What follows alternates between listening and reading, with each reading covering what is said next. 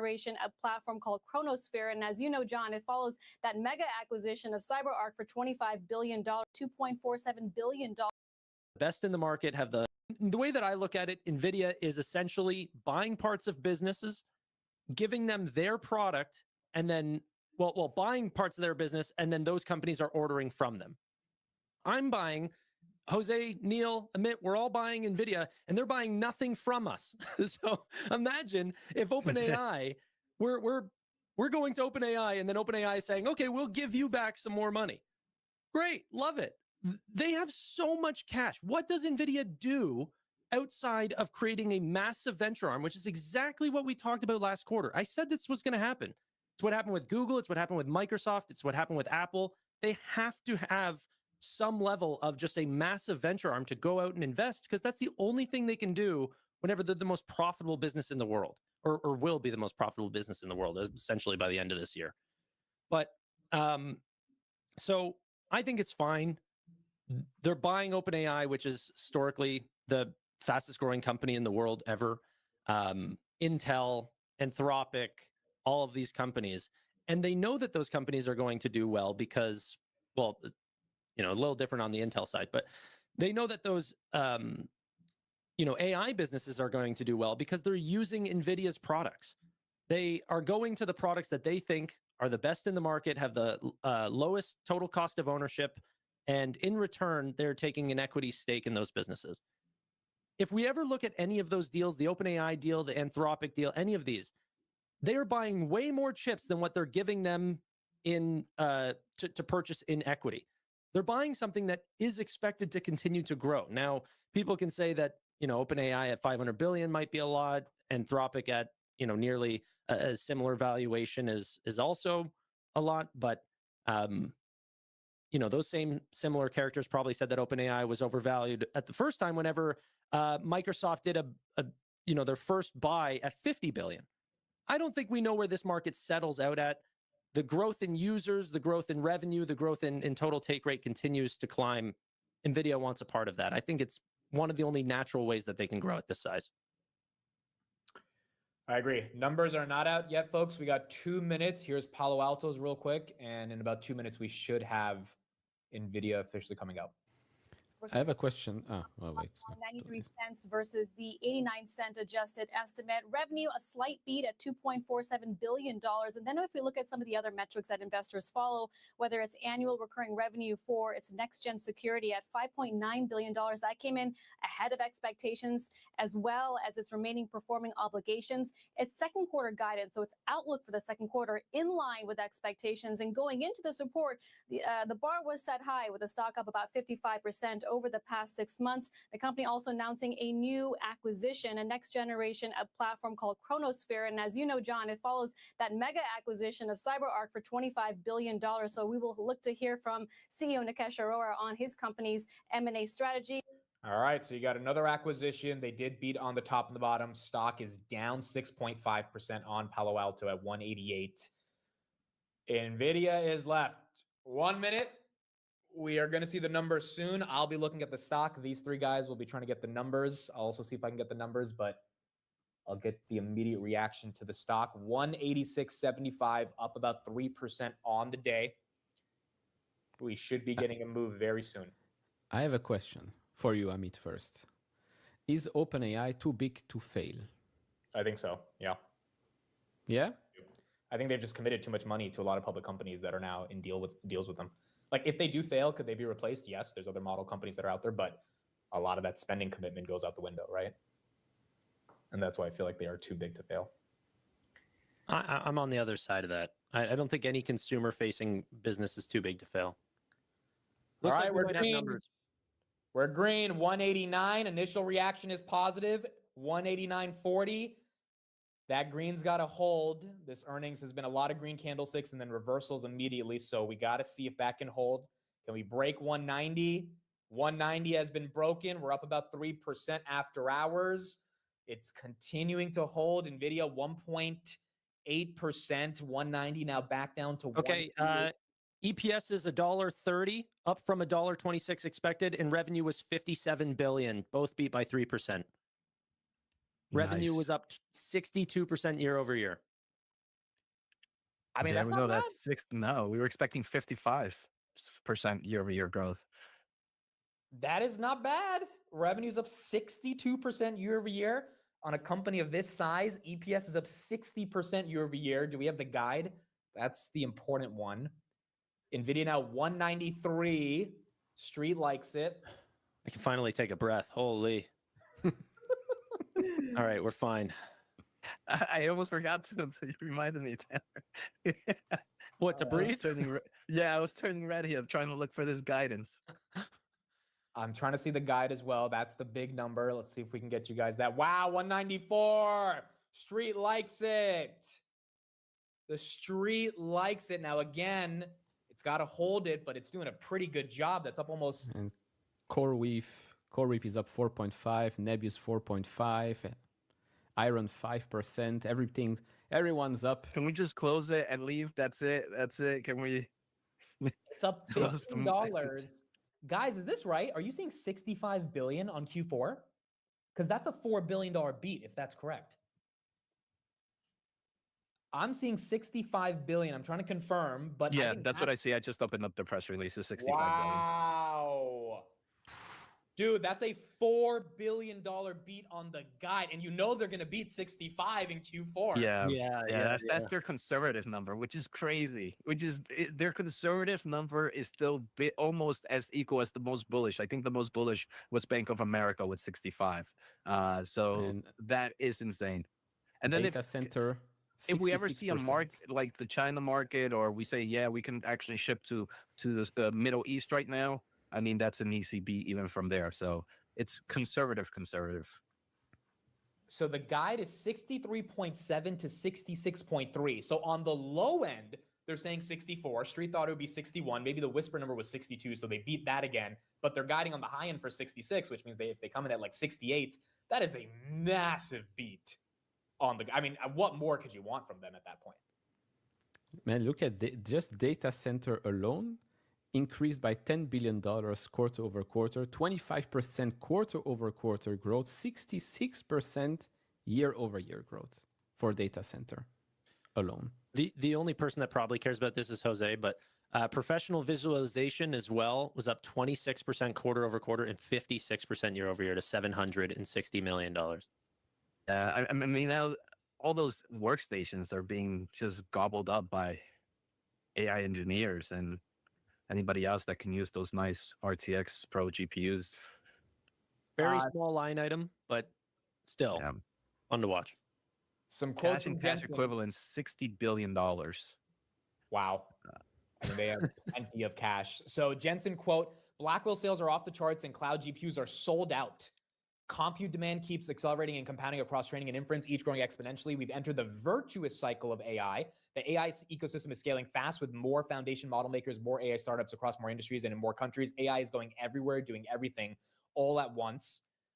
Revenue, again, you can see 57 billion. That's up 62% year over year. Gross margins inching towards 74%.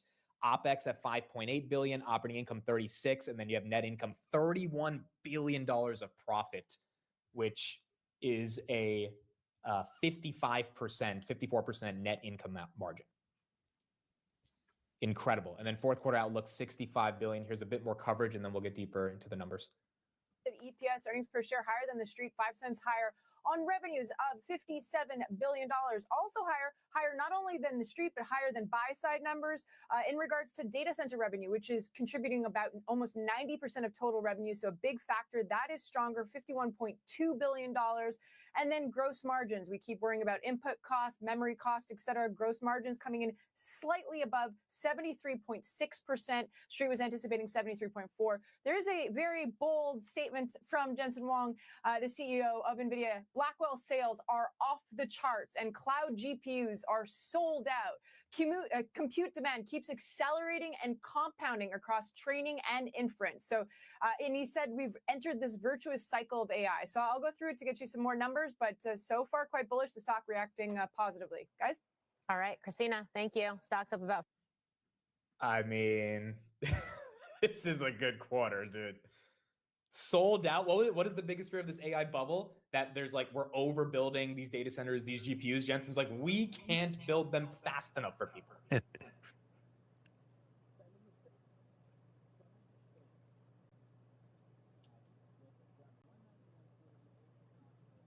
That bad boy went up and started selling off. This entire AI revolution that all of us have been invested in for the past couple of years. Oh my God! Have to allocate capital to the companies that are growing, and NVIDIA is showing that growth.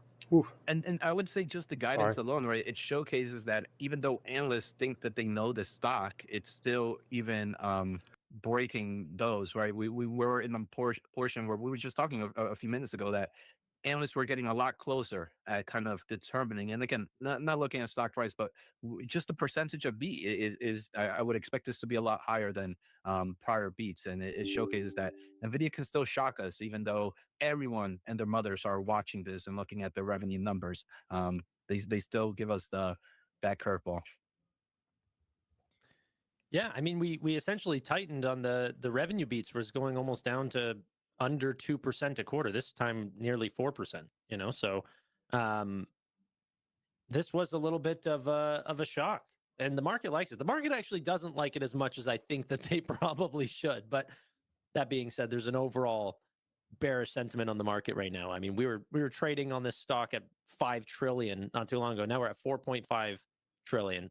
Essentially $500 billion removed from NVIDIA. Maybe a little bit of that pouring back in, but only a small bit.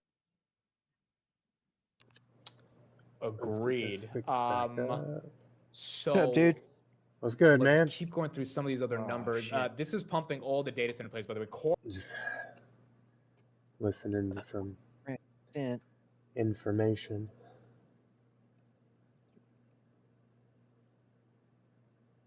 Trying to see if I'm going to be rich or poor. Hell yeah. It's looking like poor because I took the wrong side of the trade. Uh-oh. Did you try to short something? Yeah, actually, yeah, that's funny. I shorted NVIDIA. Okay. Yeah. Didn't win? Well, it depends on how you define win. Because I made money off of NVIDIA going up, and I use like a short-term trading strategy for one of my portfolios, and where I'll hold something for like a day or a month, just depends on, you know, if it goes up or whatever.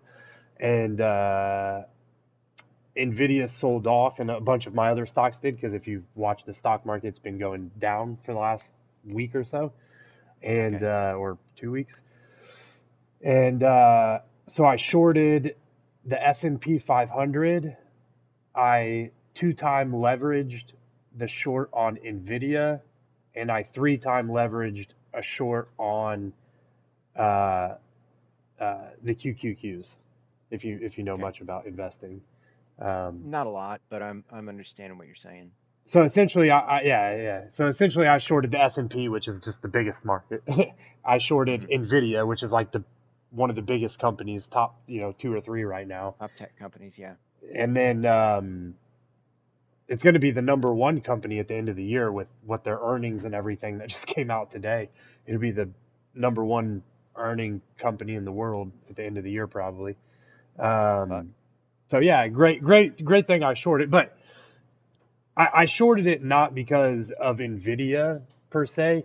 I shorted it because of the economic. What the market's doing. Well, more so the macro and the economic. I did short it because of the market. You're right, because I read the averages and everything, and I follow the market, the price of the market. But also I also do incorporate exterior factors, macro stuff like that. So the numbers for the U.S. have been down, jobs, data, and stuff like that has been looking bad. The government shutdown, all of that stuff. So the numbers were saying bad. I was seeing bad. So I took a couple of shots, right? Okay. And actually the NVIDIA.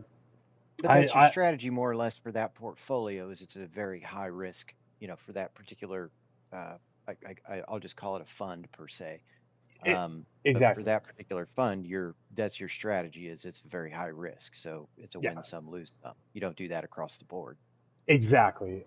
I stream for 30 minutes every morning on YouTube now, and I give a little bit of how I do it. But yeah, I have essentially 3 buckets. Now I have technically 5, but some of them are the same, right? Same type of Okay. buckets, I would say. But I have 3 buckets. I have my retirement, which is in my RRSP here, which is like Like a 401k. exactly. Okay. It's when I put money in there that's been taxed, I get the tax back from that money, but then I have to pay taxes when I pull it out, right? Okay. And if I pull it out early, there are penalties and all of that kind of stuff. Penalties. Yeah. Yep. Yeah. Makes And sense. then here we have a TFSA, which is a tax-free savings account Okay. here in Canada, which means that I put my post-tax earnings into that, but whatever I gain within that, I don't pay taxes on Tax-free. when I pull it off. Okay.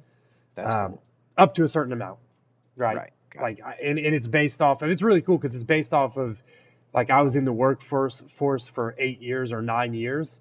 In each year, it goes up by a certain amount, and it stays at that amount forever. So, like, let's say I Okay. get up to 100K, it's going to stay at 100K for the rest of my life, even if I don't work another job, which is Okay.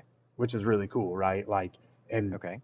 I could take money off of it this year, but I can't put that money back on it until next year if I go over the cap or whatever, right? Okay. Gotcha. So there's things like that, but I use that one more of like a 1 year like plus type of investments. Like right now I'm just holding gold and silver in it. That's Okay. it. Yeah. Yeah. That's smart. And I've been holding it for a year because the gold and silver that I hold are also redeemable. So if I wanted to have physical gold, once I have a certain amount, I can actually redeem that, and I don't pay taxes and everything because it's in my tax-free account. So I could have So my idea is to use that kind of as a free flow cash because I don't have a job right now.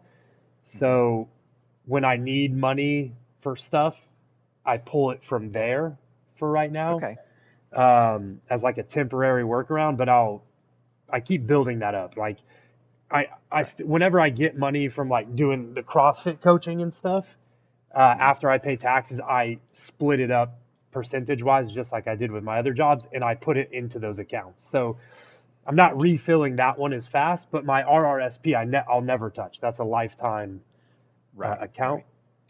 And that is all ETFs.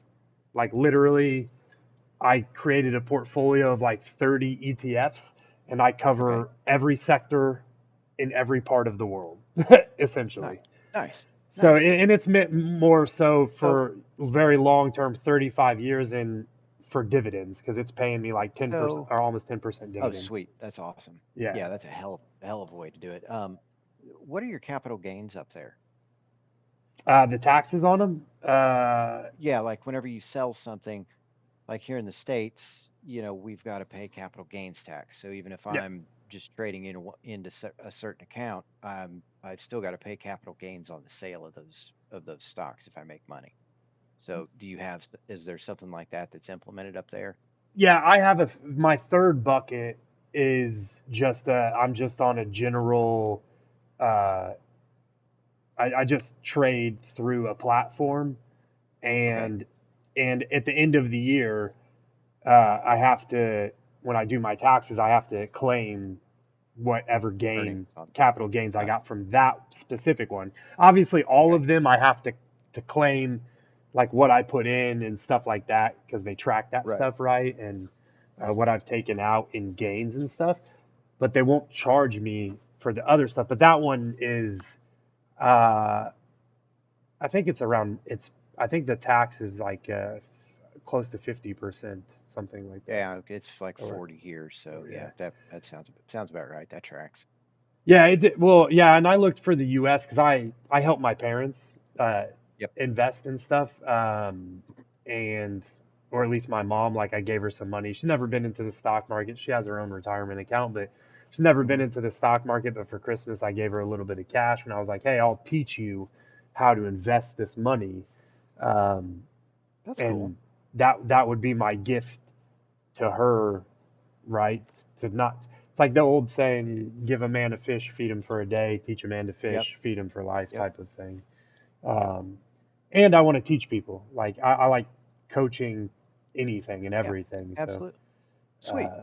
Yeah, so I go with those 4 portfolios, and essentially the cash portfolio, the idea is that I build that up large enough that I don't have to, or that I can kind of use that as a job type of thing to take the gains from that and fill my other 2 accounts.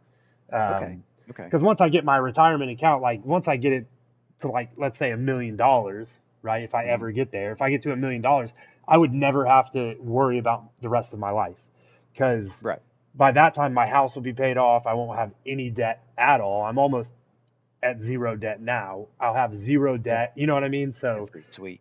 So like living off of 10% of $1 million per year is 100,000, which doesn't sound like a whole hell of a lot, but when you don't really have many when you don't have bills, bills, that's plenty of money, dude. Yeah. Like, And most of everything's that paid is going to for. be untaxed, because I'll pull it out of the untaxed accounts before I pull it out of the taxed accounts, right? Absolutely. And stuff like that. So that's just how I think. It's all percentages and It is. Yeah. and That's stuff how like I that. think. Well, yeah, unfortunately, I'm cursed with that. Yeah, it is a curse. It is a curse, because like when I go, it's funny because I was on YouTube in like 2006 is when I started my YouTube, and I started out playing poker, and I would record or stream my sessions, and then I got into a group where I was like coaching people through YouTube. Not necessarily as like directly doing YouTube videos, because around that time that didn't really exist fully. It was more of put some random videos of me playing poker or some wins and stuff. There's still 2 videos up of me winning some tournaments and stuff. Hell yeah. But like a lot of them I deleted a long time ago and shit like that, right? So 20 years is a long time. Yeah. But I've read almost every single poker book you can read. And then when I was 17, my grandfather, my step grandfather, he traded me one of my poker books for one of his investment books. And I read it.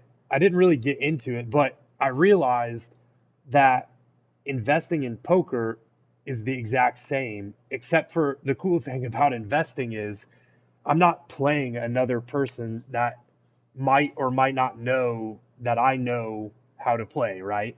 It's like I'm playing a fucking market. Like the market doesn't know if I'm good or not. It just does what it does. That's it. Right. And like but it's what I say with that is when I play poker, when I play blackjack, when I play any of those games, I'm very much a like odds person.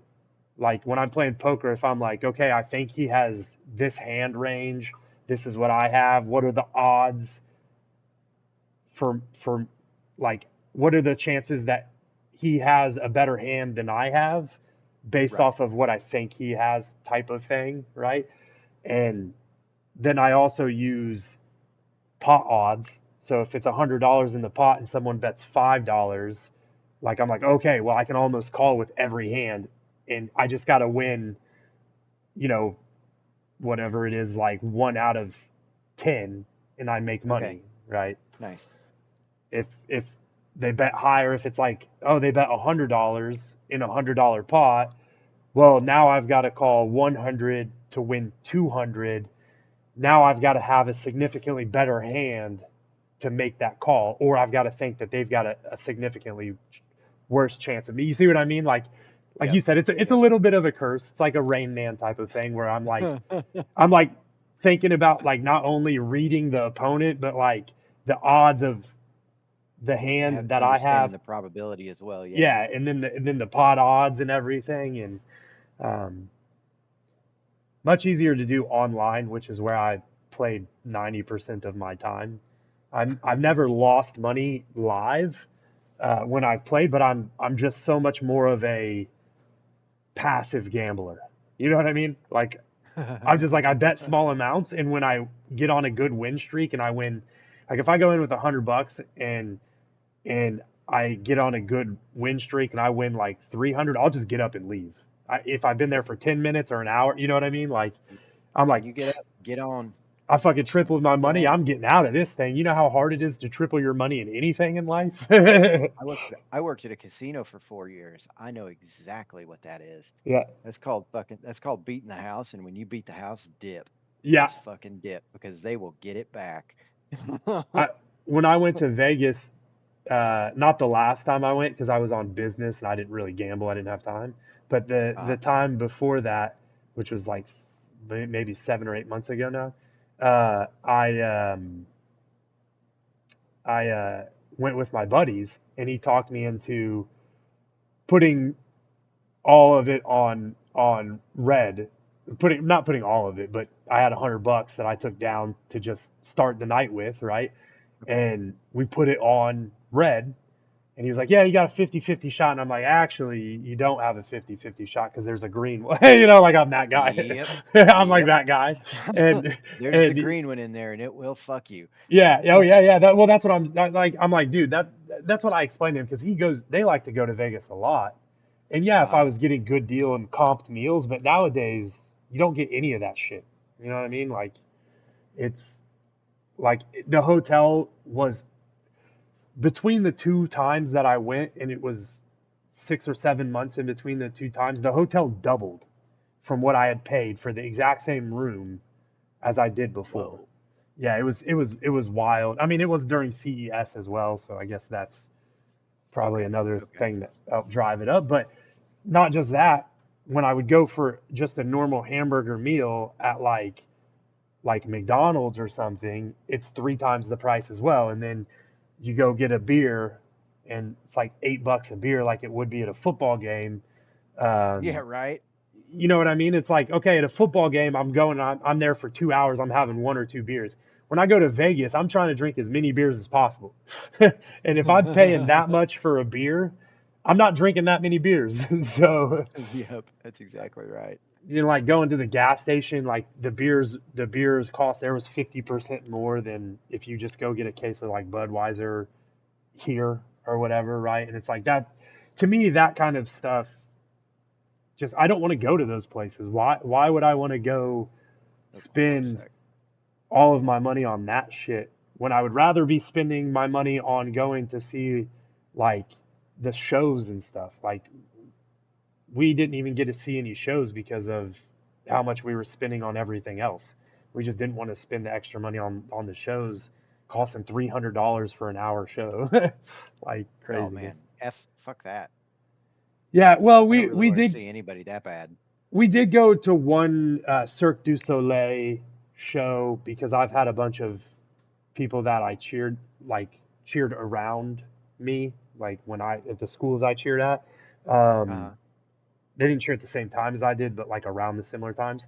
They normally when people finish cheerleading in college, they go to like Cirque du Soleil or they go to um, sports teams, like professional sports teams. Except for the professional sports teams don't pay that much.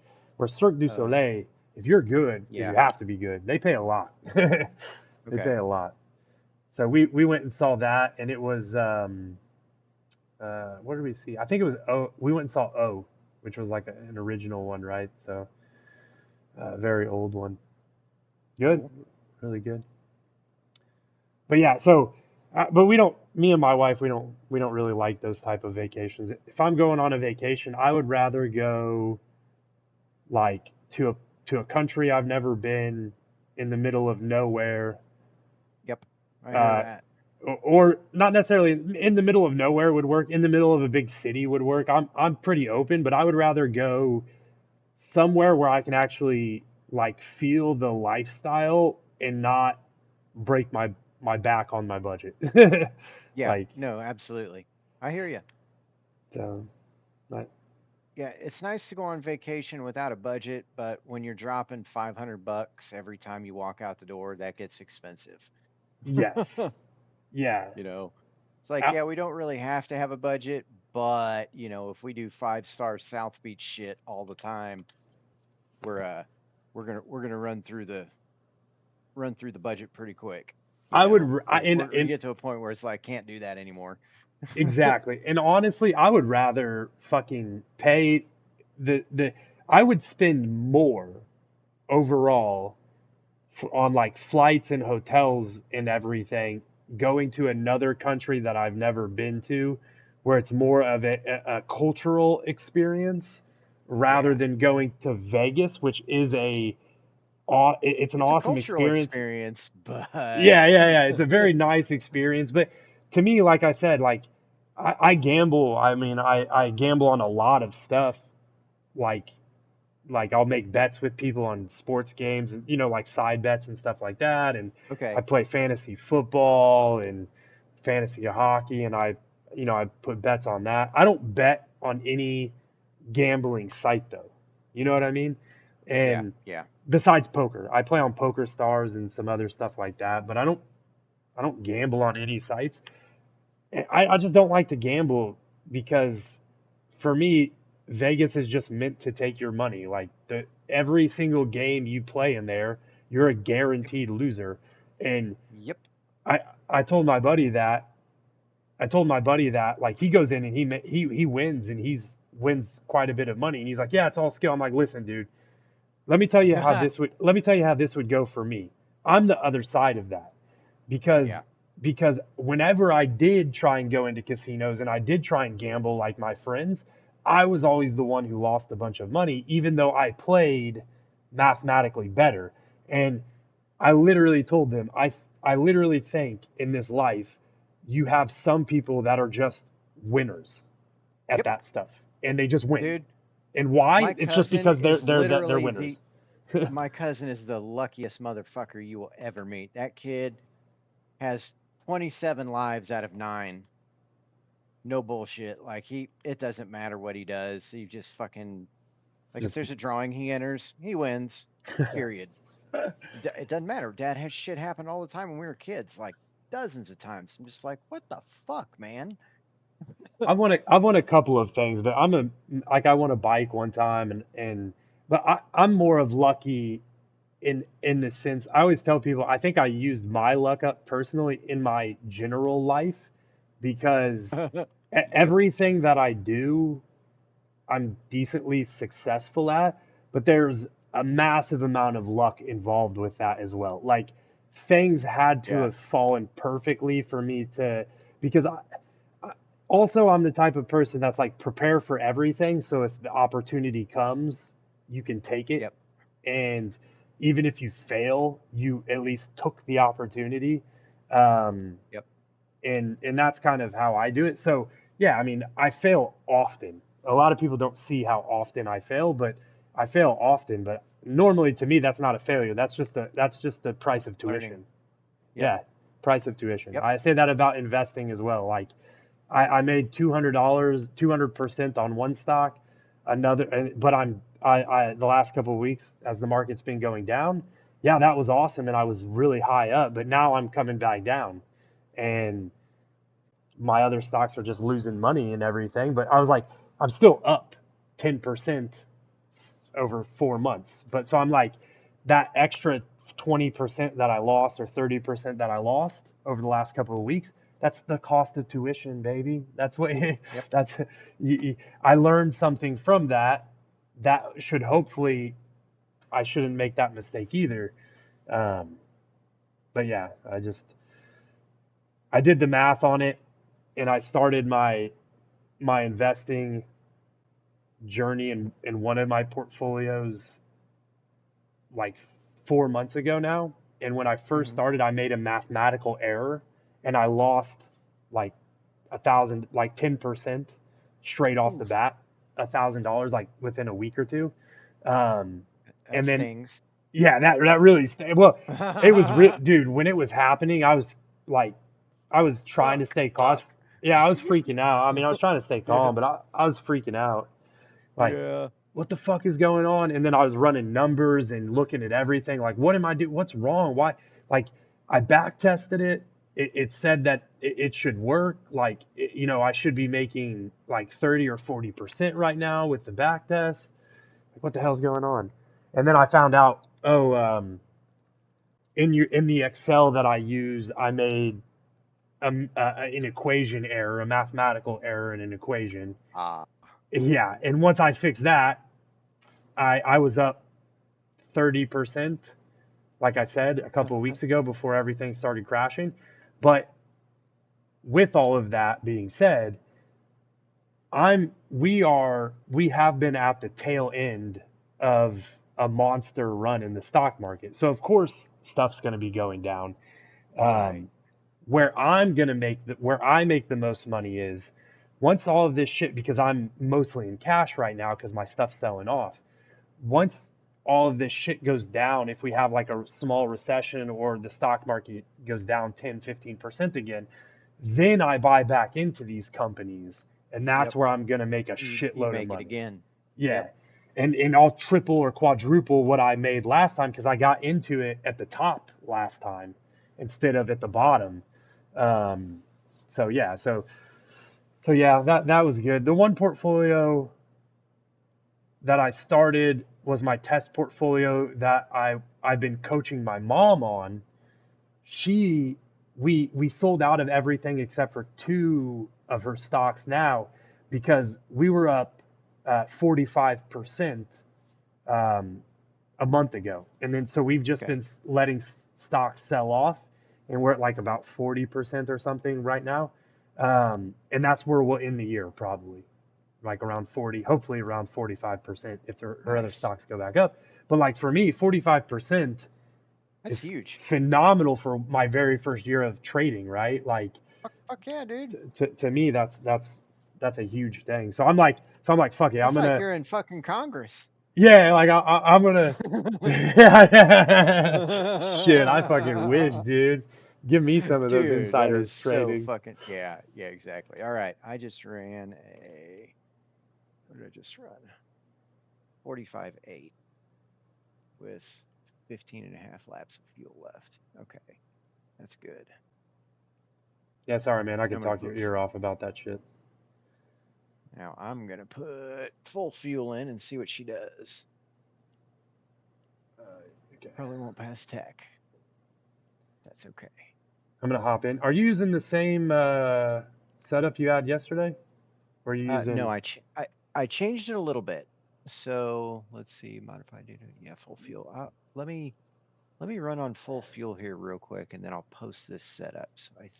think, let's see, tire 0, 139, Is it a change from yours or a change from? It's a change from mine. Okay. Well, I'll run So I'm yours going to tonight and see. see how. Well, no, I ran Sean's before this, and I think I also ran a 45.8 or a 45.9 with his. I just don't like the way the front end goes into corners. I don't like the front end bite on his. It's got the rear ride height at speed is a little low for my liking. But Okay. I like cars whenever I just touch the brakes. I like the rear end to come around just a little bit through the corners. Yeah, I like that too. Actually, I And like that. I run my ABS and my traction control at 2 when I'm racing. So I think that there's some things that I like that I'm not real aggressive going into the corners. My braking zone is probably 20 meters before what Sean's is, so he brakes really late. And I think that's kind of I just think that there's some driving style nuances that are a little different. I just wanted to see because I did make a couple of changes from what I posted, and then I just fell asleep and I just decided to go to bed after making the changes, and I thought they were positive. Okay. But yeah, I think that the changes that I made are positive. And I just ran on I don't want to say a really light fuel load, but I had about a half a fuel load in the car, and ran a 45.8. And the Okay. car wasn't misbehaving like crazily. I think no matter what setup you have, you got to be careful for the first couple of laps just because the tires are fucking cold. But yeah, I think there's a couple of things that I've done that have made it a little bit better. But Yeah, I'm kind of with everybody else. I really don't give a fuck, and this isn't a swinging dick competition. This is just a, hey, if this feels more comfortable to everybody, let's get the general consensus on a couple of things. Yeah. And if there is like, hey, Jason, there's a couple of things here in your setup that we can apply to Sean's setup that this this will just make a better overall setup. And all right, cool. Let's have a couple of things and run them and see what the nuances are. Because I think both of them were pretty close the other night when he and I were running. It was it was like his setup would do a little would do things a little bit better in one section, and mine would do it a little better in another section. Yeah. So yeah, I mean, I'm like I said, it's not a swinging dick competition for me, man. It's just I'm just trying to get something that's stable. Sorry, my dog's barking. Relatively quick, yeah. Yeah. Yeah, no, I used his last night, Sean's last night, and it felt the most comfortable to me. And then I tried to get into yours, and like you were saying, actually, I didn't realize it at the time, but I did only two laps, and both times I spun out coming out of the bus stop because the ass end got away from me, like you were saying, because I was pushing on the brake way too aggressive, like I was on his, and getting the ass end out from behind me and spinning on the bus stop. That's the setup that the initial setup I posted. It's not bad. Like 5 laps in, it starts to come around. But those well, I actually took that base setup was from iRacing's base setup. So it was just here's what I got so far kind of thing. I mean, I would prefer that over the. I would prefer if that style lasts longer, because I feel like coming out, if you have more grip at the first part, you're going to end up losing grip or sacrificing grip at the end, right? Exactly. That's my logic, but I'm not a racer, so. No, I mean that's pretty much how I'm seeing it. Is if the car sticks really well at the get-go, like the rear end's really stable, then you're probably going to lose some of that by the end of the race. And it fucking into a stint. And that's the time where you don't want to lose it. Yeah, and fucking 4 a.m. at the end of my stint, I'm not. I would rather have the most stable. But yeah, so I'm gonna just put on yours right now so that I can get used to it some more, and then we'll And then I'll here. Hold on a sec. I'm gonna post what I have right now. This is okay. I'm already on track, so I think this is a little better. Oh shit! I forgot about the hit speed.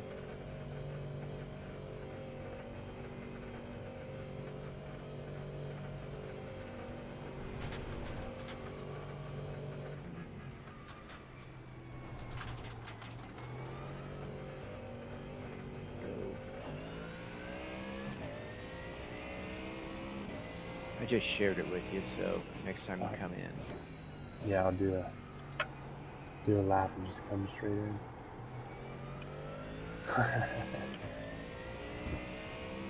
Yeah, I think the Porsche is going to be the heavy favorite in this. Oh, dude, yeah.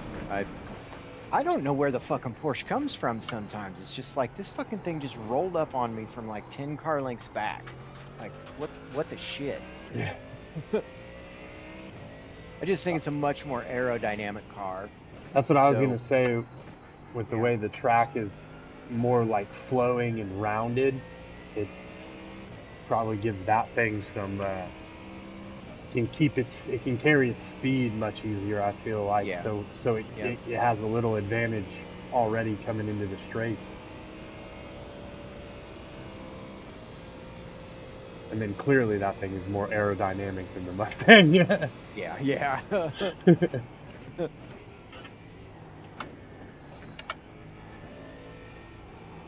Like, that's what that shit was built for. Yeah, exactly. Car stop on the left.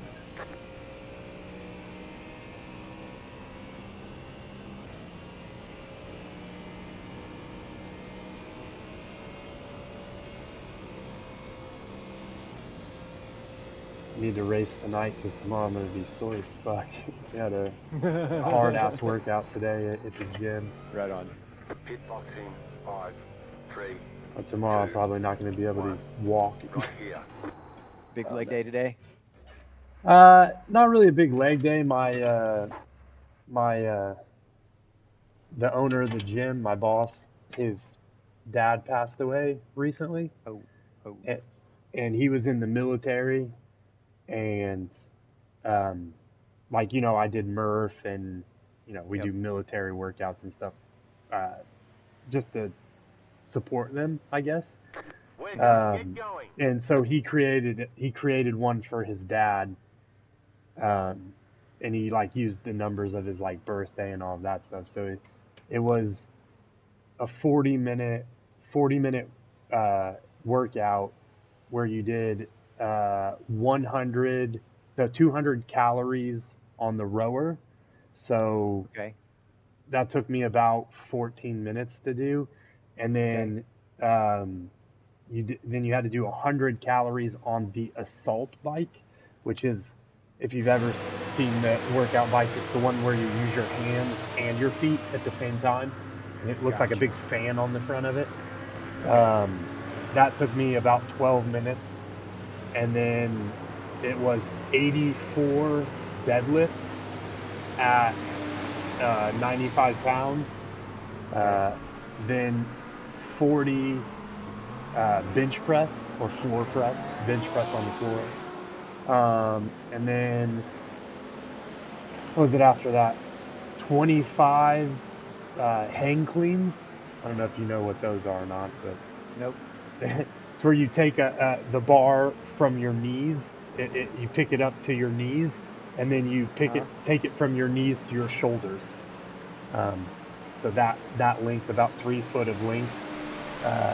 You do that 25 times, and then I'll put it on my YouTube tonight or tomorrow, and you can look at it. It'll be a 5-minute video. I compress it all down, so I can put it on Facebook and stuff. But Okay. and then the last, it's 10 muscle ups. You know what muscle ups are? Don't. And it's like a pull up, but instead of just pulling your chin over the bar, you actually pull your waist to the bar, and then you do like a push up, and then you do a push up over the bar. So you go all the way on top of the bar, like a pull up bar that you're hanging from. You go all the way on top of it. It's like a pull up and a push up mix on the bar. Yeah, that's dope. I need to work on those. Yeah, I did one tonight. I was supposed to do 10. I was only able to do one. I tried to do 10, but like that's my biggest weakness right now as well. So it's a very hard skill. That's a very hard fucking. That's really hard to do. Yeah. Yeah. And we kip. It's not strict. We kip, so we use our hips and our momentum. It's still very hard. Don't get me wrong. And in CrossFit, there is no such thing as just one thing. It's like sometimes we do strict, sometimes we kip, sometimes we use momentum. Depends on what the idea of the workout is. Today it was cardio, speed. So I just, was just going fast, and I didn't want to break it, so I continued. I just didn't finish those. I did chest to bar, so I pulled my chest to the bar, and then I did a push-up on the ground to make it equivalent. And then the last thing was a snatch, one snatch. If you know what a snatch is, it's where you take the bar from the ground and you put it. I've seen a snatch or two over your head. Yeah, me too. Let me tell you something about cheerleading, my dude. Yeah, you got me beat there. Yeah, there's no arguing with that one. The first time I walked into a gym, dude, what got me to go in and do it some more. Not this specific thing, but like I had hung out with them, gone to like some of the open, like when the gym would have kids nights and stuff. I would go with my buddies who were there when I was in high school and stuff. And they cheered there, and they quit from the football team. They were trying to talk me into it, but I went for one practice, not like one of those get-together things. I went for one practice. They talked me into it, and the guy was teaching me how to throw a Did you like girl, last of the King over, like, to catch in my hands, right? Okay. And they were like, okay, so this is called a chair sit. I'm like, okay, what is it? And he's like, he tossed the girl up and he grabbed one, she picked up one leg and he grabbed one leg like a bear hug. And then he grabbed, when she jumped, he grabbed underneath of her butt and squeezed her entire butt and lifted her up over his head. And then he was like, all right, from here, the idea is you want to look straight up your arm, right for the cooch. Can do. And I was like, damn, dude. Like, I'm like, you're out there squeezing ass, look at, and I'm like, fuck football. What the hell am I doing in this Exactly. smelly ass room with all these dudes? Like, but I didn't quit football immediately. I started doing that for fun. But I mean, honestly, it was like one of the hardest things I've ever done. And like, Oh no, dude, lifting people, body weight exercises, dude, body weight exercises are fucking hard. There's a reason, yeah, you know, and slinging people, you know, I wrestled for years, so like manipulating people is so it's very hard. challenging. Yeah. Especially when they're not like in wrestling it would be harder because they're not like tight or whatever, but in cheerleading you teach them to be tight. But if you get a girl that can't squeeze her own body, it's like lifting a limp noodle that weighs 110 pounds. Dead weight is fucking tough. Oh, Like our throw dummies, we had a 100-pound throw dummy and that thing was like crazy. Yeah, when you throw that motherfucker, you best do it right. Exactly. Oh yeah, exactly. But that's I mean, so yeah, that's it. But that's how I got into cheerleading and forever. I mean, that's how I met my wife, was through cheerleading and stuff. So Oh, cool. that's been a huge part of my life. I will tell you though, one thing about that whole story that I just told you. I ended up meeting a girl that I got engaged to and like I dated for, well, we were sort of engaged for a while, but I dated for a while that I had met through cheerleading. So I never really, during that time period, got to experience the cheerleading life, but I was with a girl, you know what I mean? Gotcha, On the team. gotcha. So, but then how I ended up going to college in cheerleading, what I told you, I'm lucky in life. I finished high school and then I went to college, and my goal at first was to stay fit and go back and play football. I quit doing the cheerleading thing and I started lifting and stuff again, and I was like, oh, I'm going to try and walk onto a team or something like that. Now that goal was kind of falling farther and farther behind me the longer I was out of school.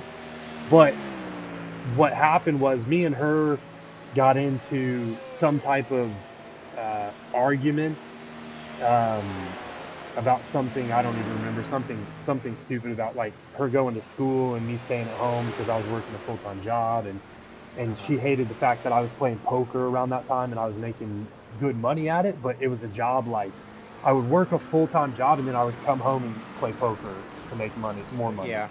And she just wasn't happy with that. So she wanted to go to college and all of that because she was fresh out of high school still. And she was one grade below me, just so you know. And she was fresh out of high school. We lived together in an apartment. And she wanted to go experience college, so she left me, right? And then I went into like a pretty deep depression, and I like started having people over to my apartment every night, and I was literally like drinking heavy as crap. And then I had some of my old high school friends that moved in, and we were living 3 dudes with 3 queen size beds in a 1-bedroom apartment so that we could split it. Yeah, dude. Been there, done that, homie. Been there, done that. We literally lived on the corner with the liquor store right next to us. In Indiana, they don't close till 3 or 4 in the morning, right? So like, like I would get home from work and there would already be a party going on at my house. And I lived like that for 4 or 5 months, 3-4 months, something like that. And I mean, honestly, just going downhill, right? Spending my money on alcohol and stupid shit and like that. buying Yep, I motorcycles hear and you. stuff. That And was my then, casino days. yeah, Yeah. but then I went into the gym one time because I was like, a week before that, I was like, oh, I'm going to start getting my life back together and start getting healthier. I was still working out, but get healthier and stuff. And try and get my life back on track somewhat. And I went into the gym by chance on the same day that a bunch of people, like 4 or 5 people, were visiting from Chicago, um, to because there were 10 people or so from my gym that I used to cheer with who were going to Texas to go cheer in college. And so one of the guys from Texas was going out with all of them. Some of them drove over from Chicago, and we went out to like a bar town, right? And I went out with all of these people that were all going to the same school together. But I went out with them just because I happened to go to the gym and I'm friends with them and stuff. And I was like, hey, I want to go. And the guy was like, yeah, that's fine, you can go. And we had like dude, we went to the bar and we got home like when the sun was up. But I puked in a taxi cab like at the end of the night. We had one of my buddies who had puked in a bar, so we were so drunk we put him in a taxi cab by himself and gave the taxi cab driver money and the address to our buddy's house. It's just, we were so drunk, we were like, fuck it, go. And he threw up in the car and he literally got the police called on him and was taken to jail for public intoxication. So that's not quite funny, Fuck. but like now it's kind of funny because we didn't mean to do that, right? Like we didn't mean to do that to him. And also he drank that much himself. So Yep. but We forced it. but yeah, so we went out and we just had a blast. And I got a call from my old coach who was like, hey, someone wants to talk to you from Texas, and they're looking for someone. They have a spot to fill. They saw some of your film and stuff. They heard that you were trying to go to Texas with everyone else.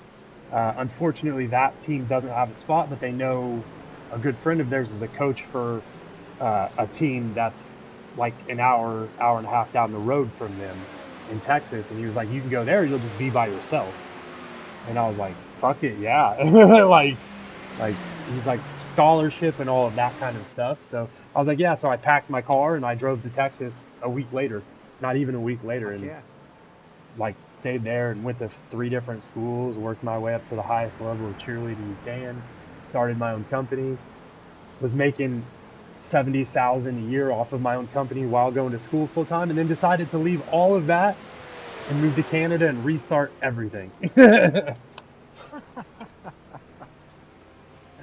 So I just gave you my whole time, but I was lucky in life because of that one chance meeting with that one person who had the perfect connection to get me the one last spot on a team that was going to that was starting in a week or 2 weeks.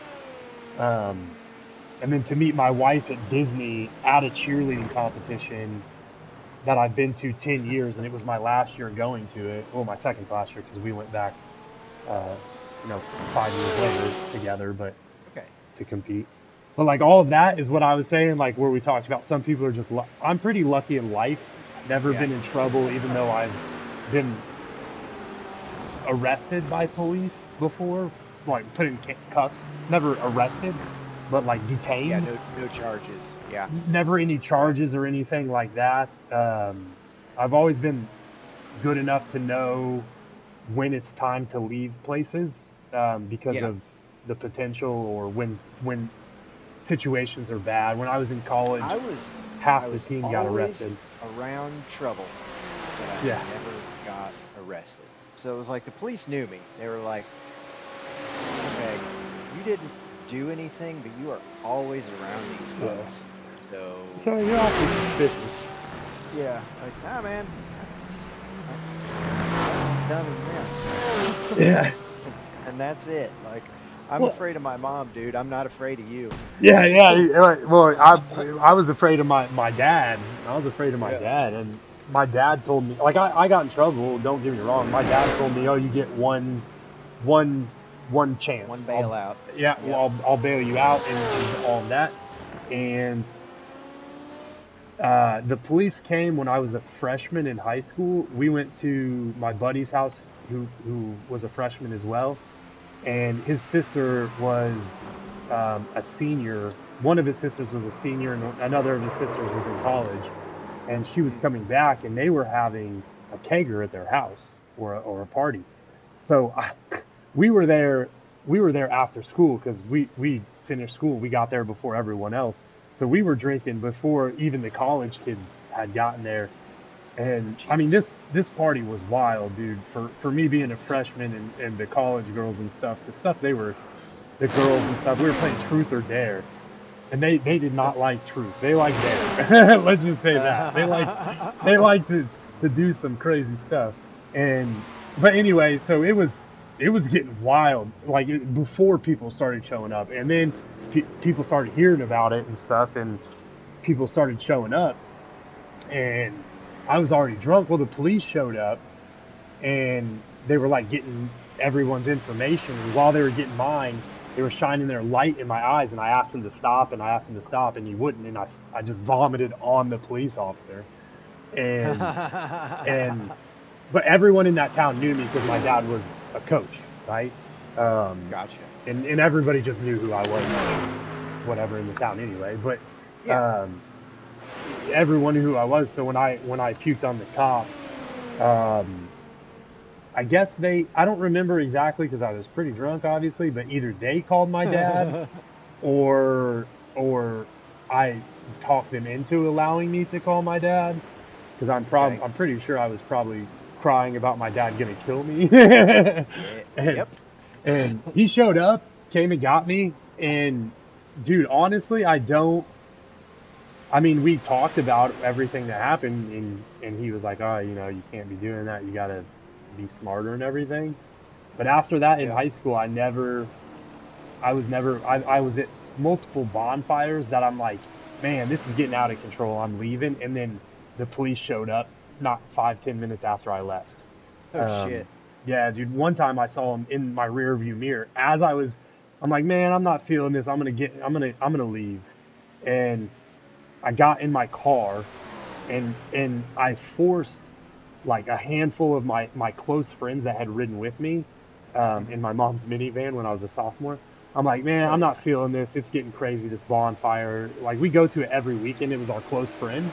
But I'm like, this is just getting crazy. So I'm leaving. So if you're riding with me, we're leaving now. And they were all pissed off. But literally, once we got the van loaded up, I started it and I started moving. Like a half a mile down the road, I saw the police lights flip on. And they stopped. Like, we could see them, because it's all cornfields. We could see them pulling into that house, and there were like 10 of them. And people just started scattering. And everybody that was there that got caught got in pretty big trouble because of how many people ran and stuff. So yeah, I had a couple of parties get busted like that. I fucking just started kicking people out, and I locked the doors and ran. Yeah. So they never even got the chance to come in the house. They just saw people scattering all over the place. Yeah, I was just hopping fences and running through yards, and I was like halfway across the neighborhood in like 30 seconds. And it's like, yeah, dude. They like catch you walking. Hey, did you know there 15 years? We got a call at your house? Oh, no, I had no idea. I've been at the park. Yeah, right. I've done that. There was one kegger, now that you mentioned that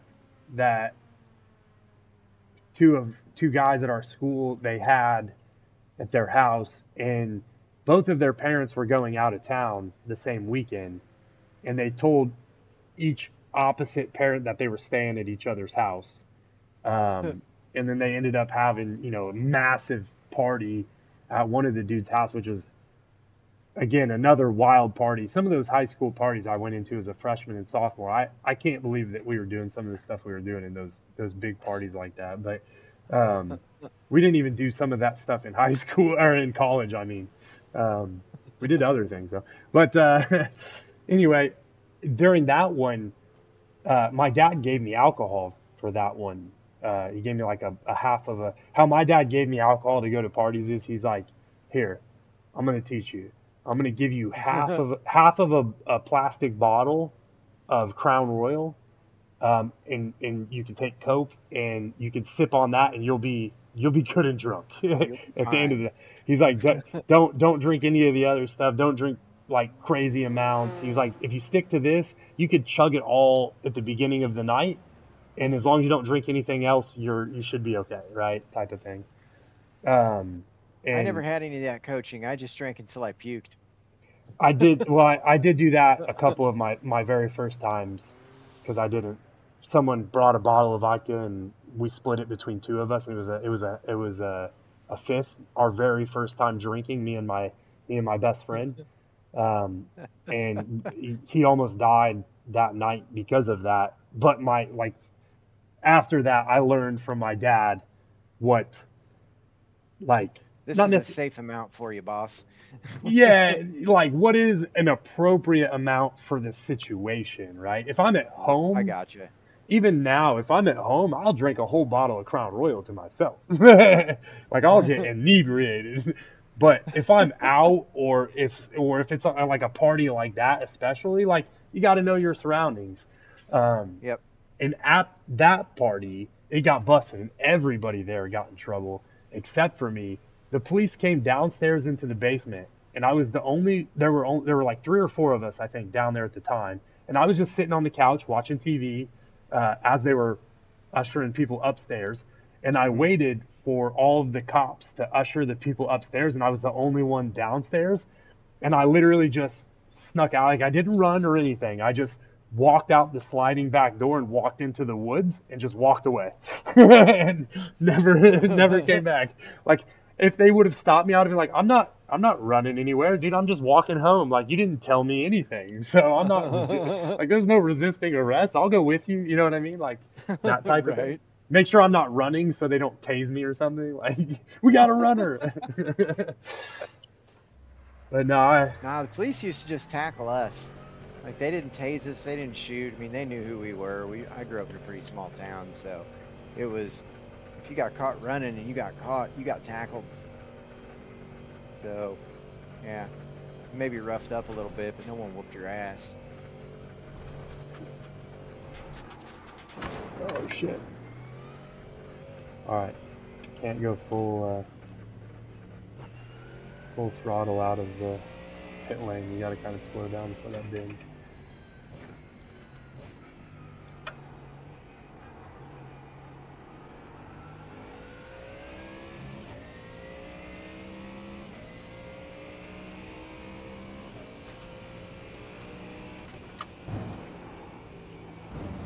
I hate you, Curb.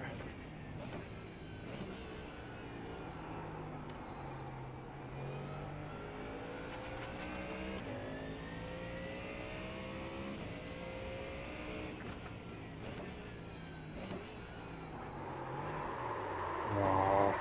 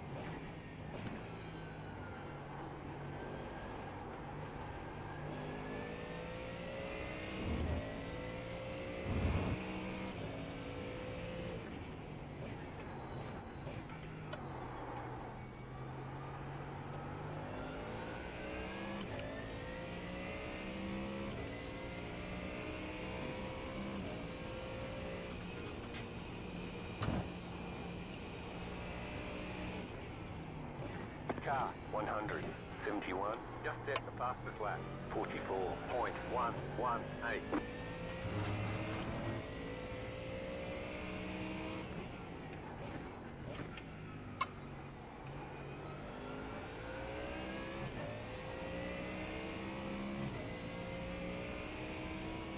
All right.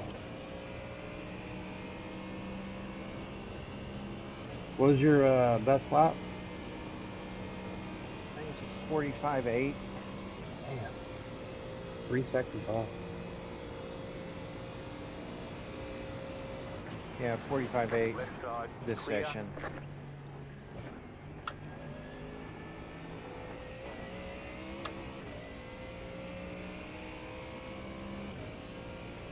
That was just pretty light fuel, so Okay. I'm running, well, 148.6 is my. I'm on best. a 48. I'm on a 48 lap right now.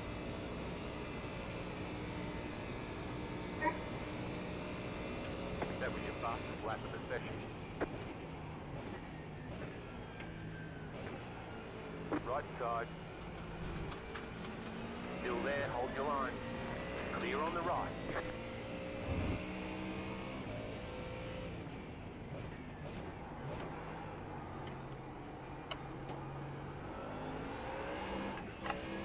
Oh.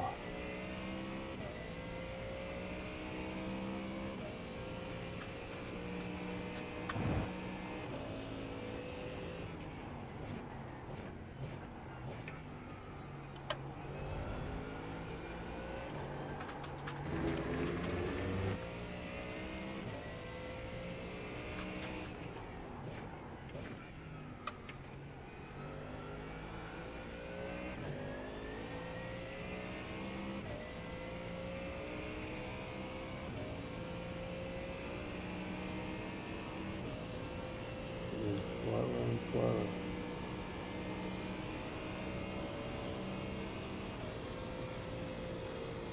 I think my setup needs the rear ride height raised a little bit. It gets just a little twitchy coming back onto the oval. Car on. Clear. I'm kind of getting used to it now. I just have to be careful with, like I said, the back end for me. Yeah, the bus stop. Sean's car handles the bus stop a little, or Sean's setup handles the bus stop a little better.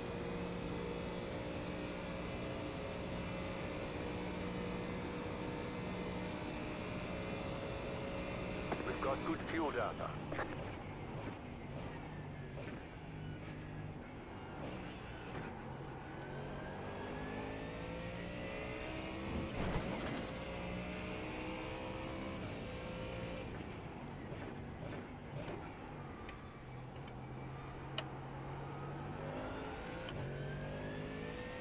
Car 171. Just set the fastest lap. 44.044. Ooh.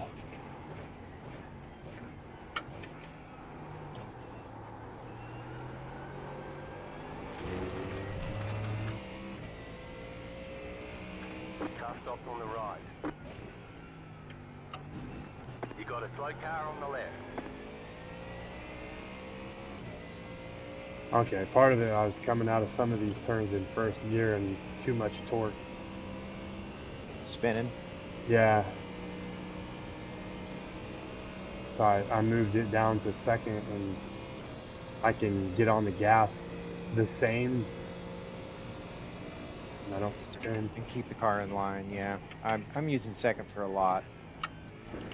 I'll come out in first occasionally, but most of the time it's second.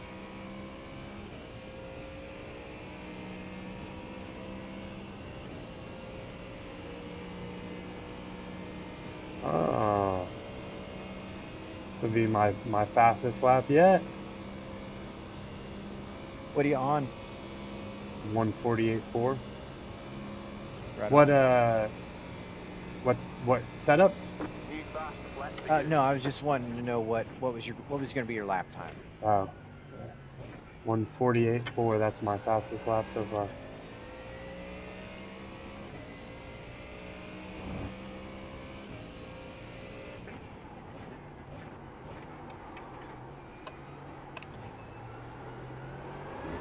Ah, that one didn't work out so well.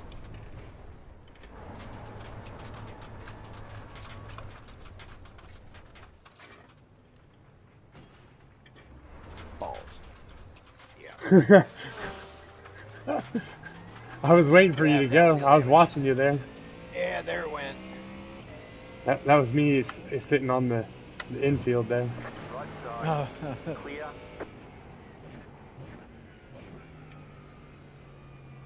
I tried to full plant on in second gear coming out of that bend right there, and didn't work out.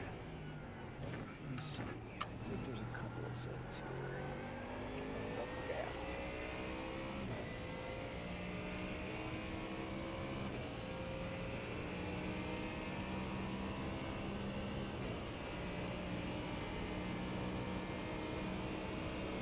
Let's see what that does.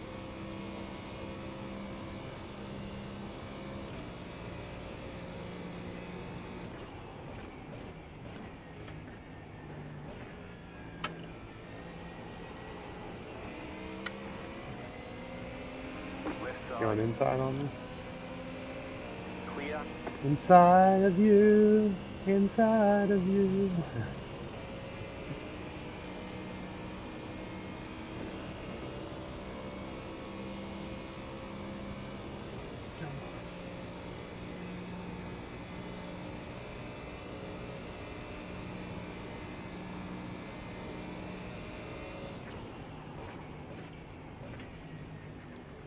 You got it. Slow car on the right.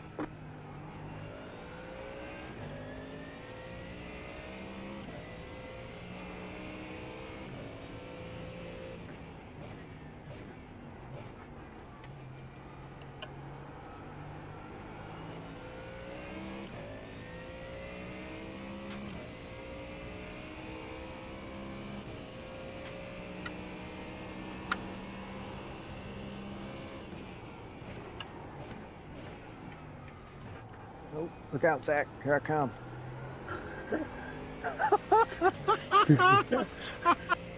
Rocketing through there. Dude, I almost creamed that dude that was right behind you. I slid between you and that dude. I came all the way through the infield. Oh, dude, I didn't see either one of you guys behind me. I I didn't see either one of you. That's I hilarious. have to watch that again. That was great. I was just minding my own business, looking forward. When you said watch out, Zach, I looked back and I'm like, what? You're in the grass.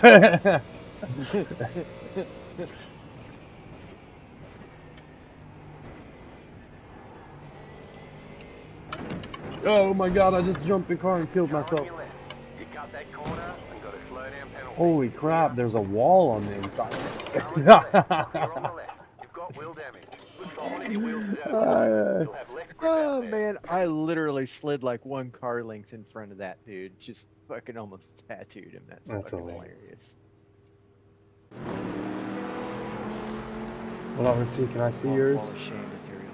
I'm gonna go. What's your team again? Gravel Trap Assassins. Yeah, that's right. Where are you? Gravel Trap Assassin. There you are.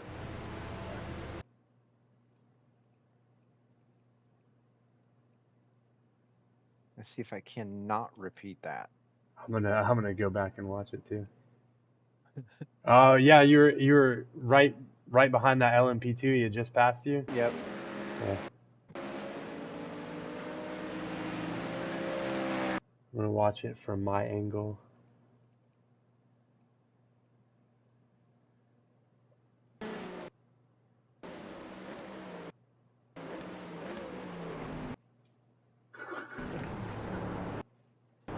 Can't really see you guys from my angle.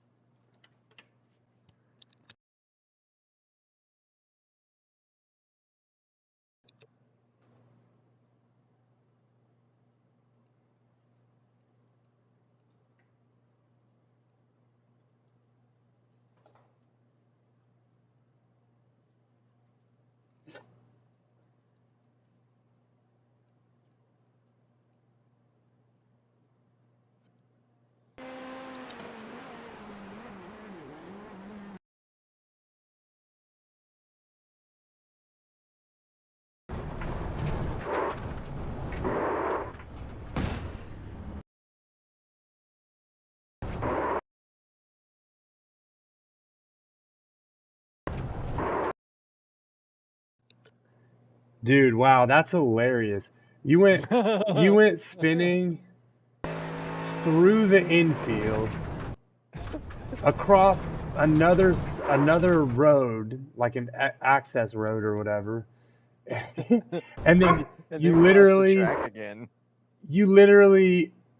slide in front of him across the track, and it looks like it's about a foot away from him. I know, he had Like to shit himself. Like, what the face to fuck is face. this? If that was in real life, he probably would shit himself. What the fuck? Like, there's no But way didn't he would see that coming out of the corner of his eye from the angle you came from. He wouldn't see you till the no. last second. That's hilarious.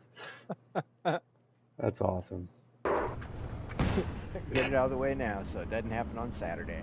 And actually, you probably didn't do much damage against the tires, huh? Not a lot. I probably could have driven it back to the pits, but yeah, it was That's definitely hilarious. worthy of some repairs.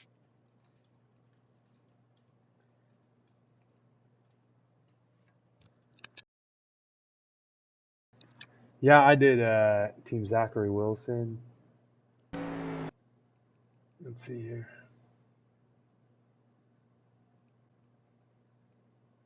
I did like in the bus stop, I cut it a little bit too fast, so it pushed me out towards the outer, like when you're exiting those big bumps. Yeah. I jumped the inside bumps, got some air off the inside ones because I cut it too close. Literally got like an inch or two off of the ground the entire car, and then it slung me over the ones exiting into that tire wall that's right there. That tire wall is not a tire wall. That is a solid wall. That is like a solid brick wall. Yeah. Like I hit that thing and bounced off of it, and like it not like a bounce like you would hear from tires, but like a concrete type of bounce. Yeah, I've done some 170-mile runs into those tires just to see what the car would do, and yeah, they're not tires, that's for sure. Yeah. Like, they send the car like 30 feet in the air. It just bumped my car, but it like fucked my front and back suspension to where I couldn't even turn the car. Fucking bad. All right. Let's I'm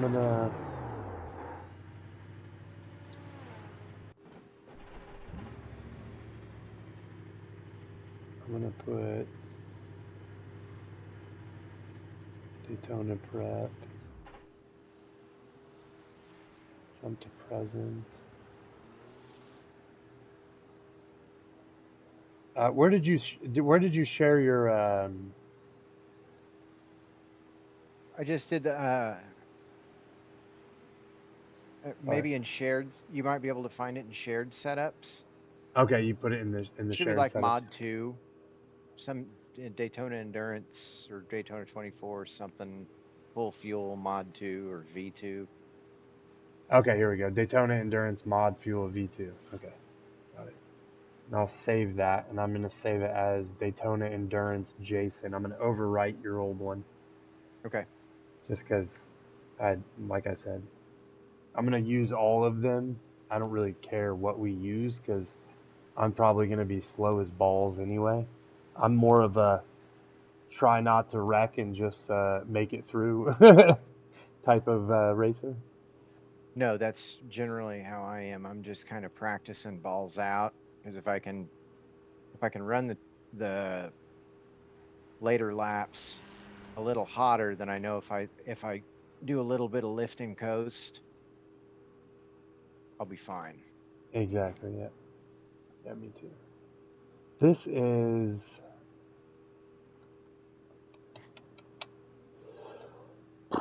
Daytona.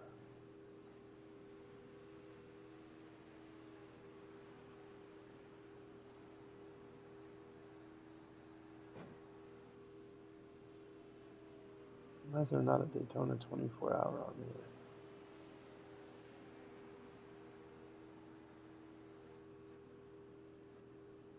Logs, lap files, telemetry.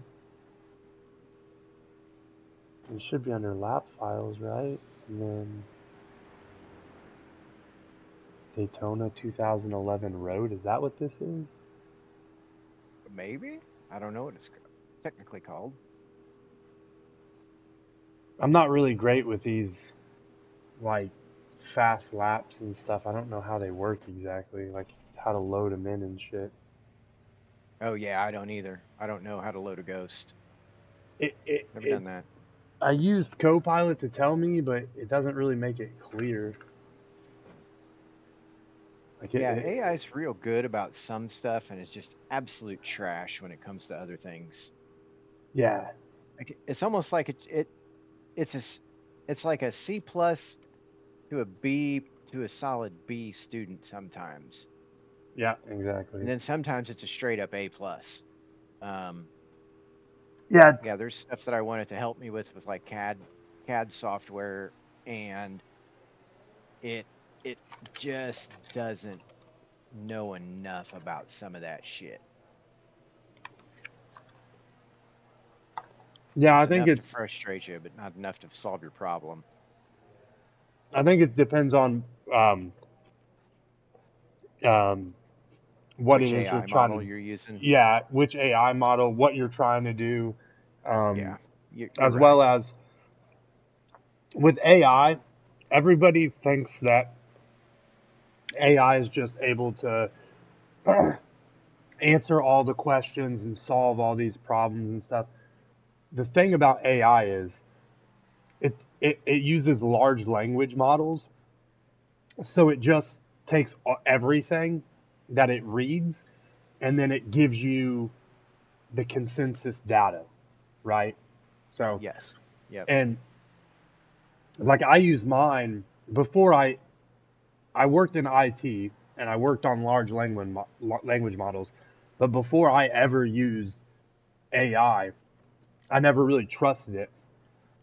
But once I started using it just over a year ago, I tested everything and I trained it to get the information I want from certain sources. And I always check the sources from when I get information that is not like mathematics. Like AI is great for anything that's like mathematical or anything like that because that shit never changes. It is what it is, right? So Right. I can very easily compute that stuff. But like if you're talking about like getting news and stuff, you got to be careful because Yeah, it'll takes everything, even if it's bullshit. Yeah, it takes everything. It'll lean towards what you're. If you're conservative, it'll lean toward like it feeds you what you want, kind of thing, not what you need. And I've got a lot of strings, and I have my Chat GPT thing. It updates its memory pretty frequently. I tell it to update. I tell it to save this shit, shit, so I can ask it in the future, like, hey, where the fuck is this? Oh, we talked about blah blah blah blah blah. Okay, cool. Yeah, I do that. I use Copilot, but it's got some Chat GPT features on it. I think they all have their strengths and their weaknesses. Chat GPT was just what I leaned towards because it was what it was. I could do a paid model, and I can save things. There were no restrictions on like how much I could use it. I do like Copilot as well, but I don't know what all of the features of Copilot are. I was using it for a bit until I got the paid Chat GPT subscription.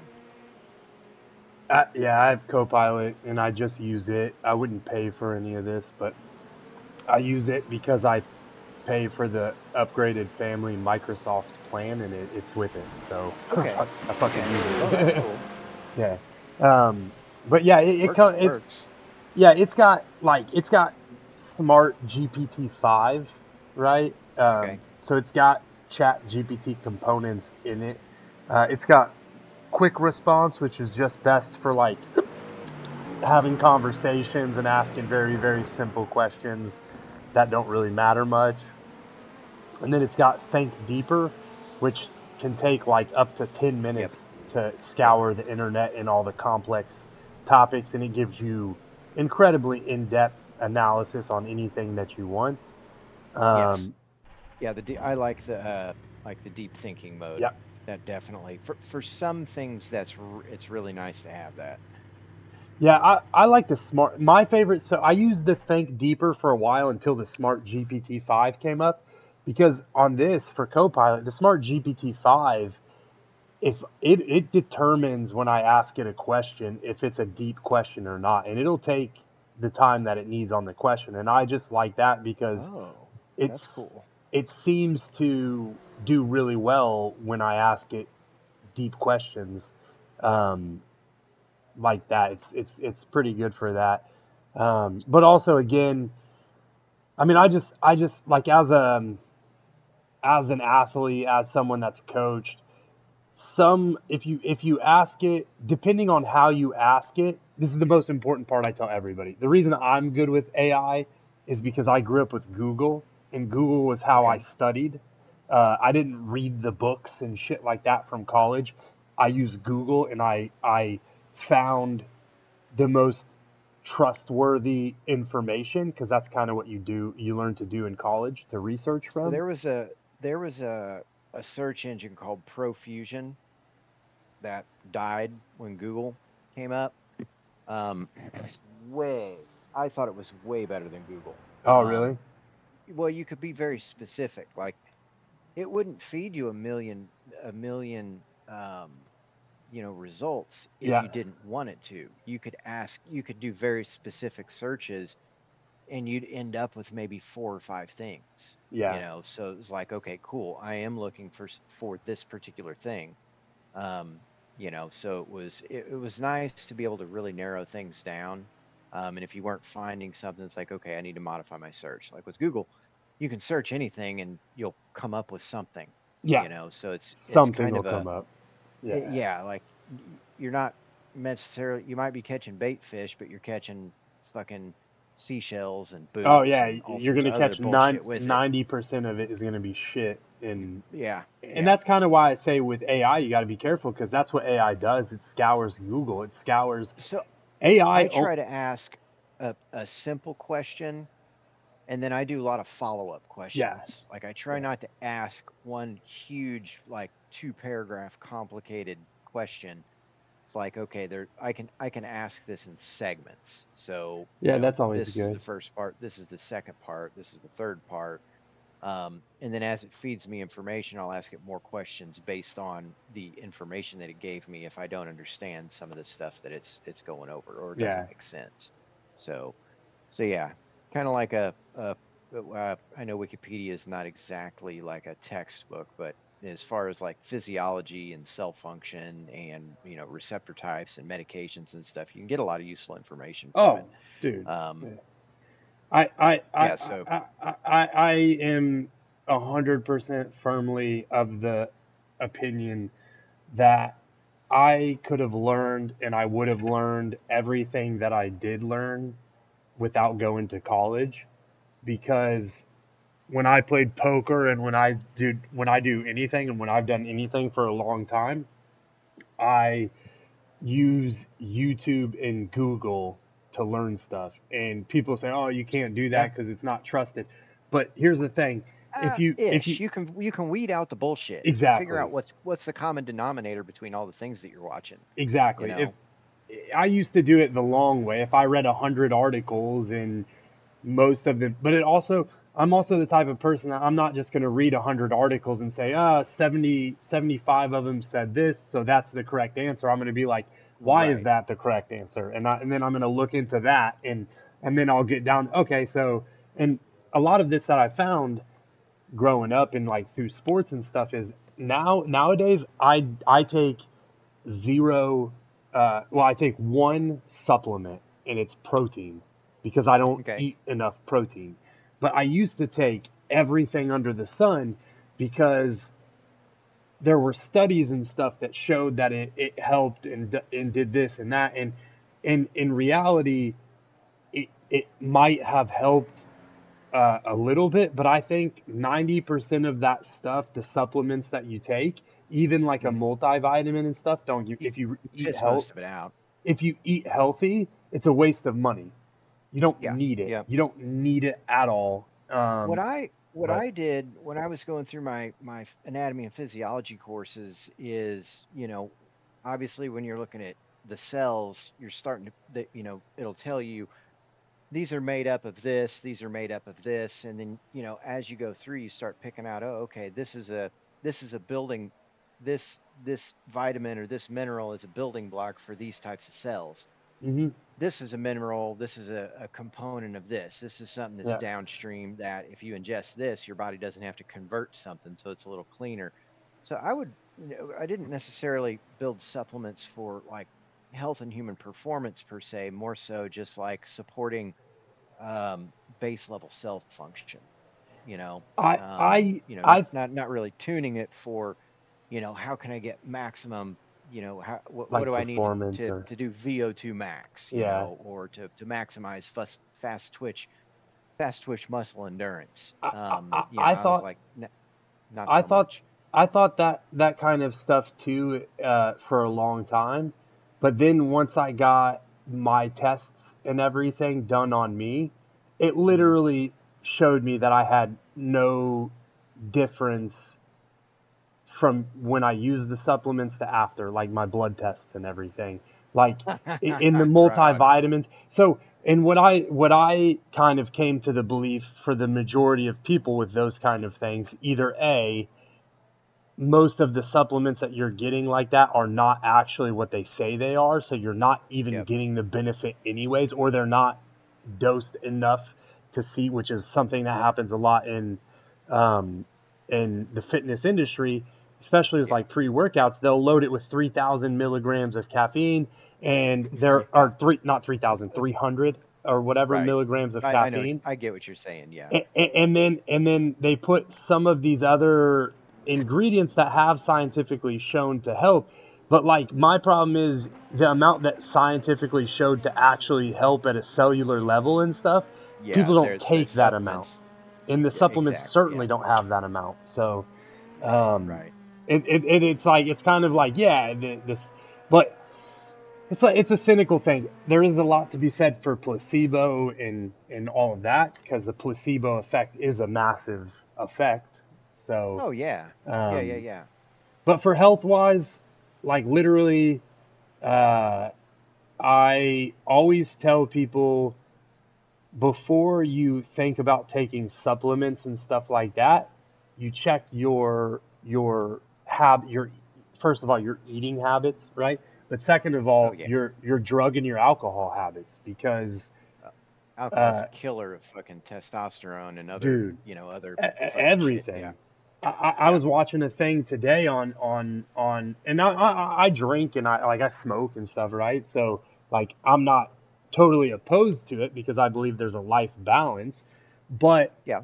I barely ever drink at all.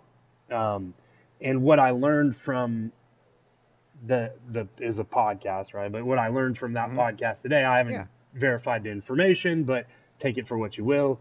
The brain doctor that was on it was talking about how alcohol, when they did the studies, they took a guy that was an alcoholic and they got him clean and everything, or maybe not an alcoholic, but consumed quite a bit of alcohol. Okay. They tested his brain. They had him go sober for an extended period of time, and his brain like was getting heavier and like showing more activity throughout the frontal like the frontal Cortex. lobe and Yep. everything, cortex. Yeah, and Well, cortex and lobe are different. The cortex is the top part, but I get what you meant. what I'm not very scientific in that way, but you know what I mean. The front of the brain that Yes. is like decision making and shit like that. Yep. That's basically your conscious brain. Exactly. The you.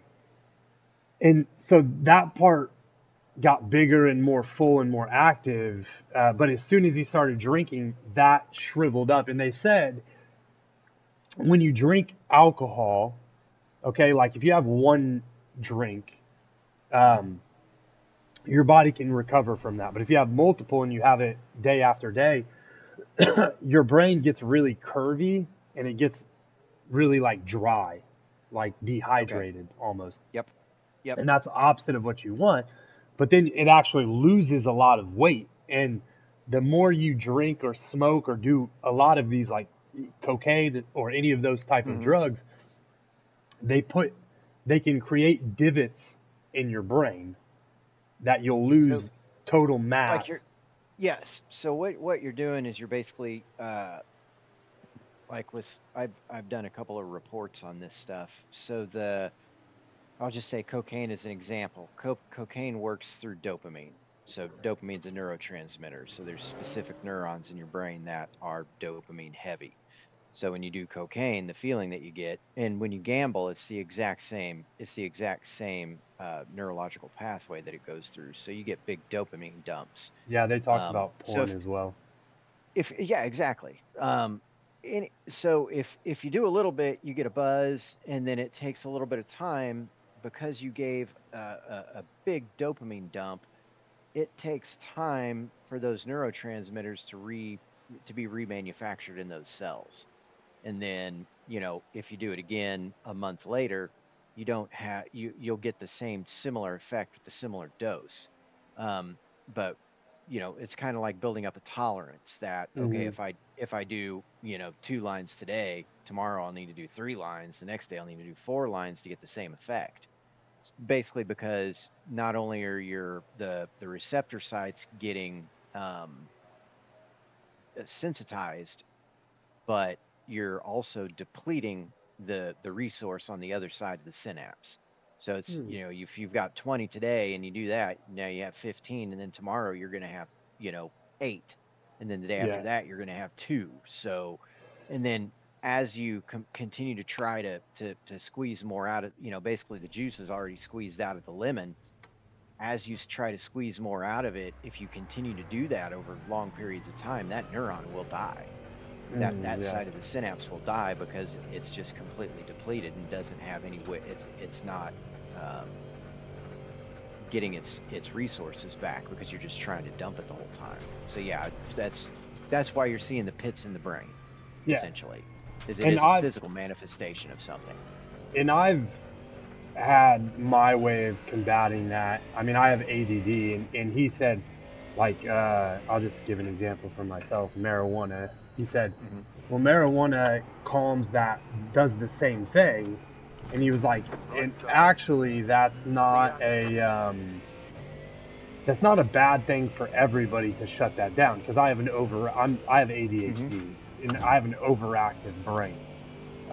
So for me, you've got to balance things somehow. Exactly. So you either have to slow down an input or you have to speed up your output. Yeah, exactly. And I can't speed up my output any more than I already am. So. Right.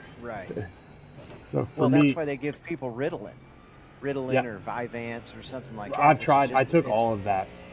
Dude, that stuff. I tell you what, man.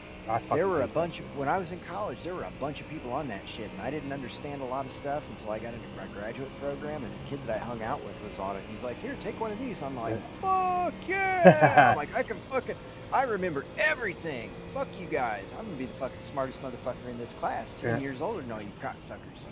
So yeah, I mean, it's full on cheating. That's steroids for your brain is what it is. So yeah, dude. I can see why people with ADD, it ramps one side up to match the other. Yes. And it just totally makes sense as to why they would do that. But fucking terrible drug. Terrible. Oh yeah, it is. Dude. It's meth. Yeah. Oh, it is. It's methamphetamine. Yeah, it is. It literally amphetamine. Is. Yeah. It's meth. Yeah. Well, if you get Adderall, it's literally a methamphetamine. So it's not just the amphetamine. It's a methyl as well. I used a lot of Adderall through college. I mean, honestly, because everyone had it, and I never was prescribed it because my parents didn't really believe in medicine. But I will tell you that every single person that I've known that started taking Adderall or Ritalin as a kid was pretty fucked up later in life, and in Yep. some way or another, and some of them were like the smartest people that I've ever known and shit, right? But Yeah. they got yeah. addicted to drugs, and people are like, oh, that should, like, how would that happen to like this type of kid? And we don't know how this could happen. You fucking were giving them like Adderall and Ritalin and shit at like 5 years old. Like their brain Well, wasn't developed, and you're fucking if pumping them full of yeah, drugs. oh, fucking meth. Yeah, Yeah. that's no good, you know. So And that's I'm why glad people. that I've dabbled with recreational drugs because it's like I know, like you don't Yeah. want to give this shit to your kids, man. No fucking way. Oh, dude, yeah. I have a bad memory, and it's terrible. And I mean, it is partially genetic, right? Like my parents aren't necessarily the great with like memory and like school type of memory and stuff, right? But like I was a terrible student. It was so hard for me to finish school because first of all I hated it, and I second was of all until I I'm figured it terrible out. at tests. So I just had to figure out the way for me to memorize stuff. I think everybody can do it. It's just there's everybody has a different way of getting that task accomplished. You know. Good luck. I never had anybody to show me study habits, so it was like, okay, I got 100 credit hours in, and now I'm finally figuring out studying. Yeah. You know. I never had a problem with study. I did, you know, they used to say for every, what was it, 1 hour in class, you got to study 2 or 3 hours outside of class, whatever it was, I don't remember. But I did more than that. I would study. Oh, ditto. I would study 3 to 4 times more than everyone on the cheerleading team, and I would still always end up getting the middle or the end of grades. Okay. And I would study more than anyone. But for me, I think it's just how I'm built because I'm an athlete. Like I'm more reactionary. So like, if you put me up on a podium and you ask me a bunch of rapid fire questions, I would be better at that than if you handed me a piece of paper and told me I have 2 hours to answer all the questions, because I have such an overactive mind. Here's what would happen to me. You get through 3 of them because you just go so deep into it. Exactly. I would answer. I would be like, oh, this is the answer. I get to the next one. Oh, this is the answer. And then I'd be like, well, wait, hold on. What if number 1 was actually B instead of C? And then I would spend half the time doing that. And so there was what did help, it raised my grades a little bit because it stopped me from second guessing myself my last 2 years. I finally just said, fuck it. I'm going to go in, and I would be the first one done with the test because I would just go answer every question as fast as I could. And I'm like, my first answer is the right one. And that's it. And I'm still, instead of getting like C's and D's, I was getting like low B's and C's. But what made me get through college, I guess, is the fact that I never missed homework assignments. Like I could get D's on my tests, and I would end up with a B minus or a C in the class because I just did all of my homework and I made sure I got really good grades on like projects and stuff like that. And that way it just outweighed the test when it came down to it. So, but I had to drop throughout my college career. I probably had to drop 15 classes, 20 classes. Oh, shit. I got 2 college degrees, but like, yeah, my first couple of years were pretty much just partying, and I would go to class, but because I had to for cheerleading, but like, I was I go to class drunk. Yeah. Oh yeah. I would go to class hammered. My first year, in all fairness, my first year when I went to college in Texas, I broke my leg, and so for 9 months, I was on crutches, and then I wasn't even walking right for a full year. So like, you know, that was kind of dropped a lot of classes out of that, but you know, all right, man, I'm gonna get off here.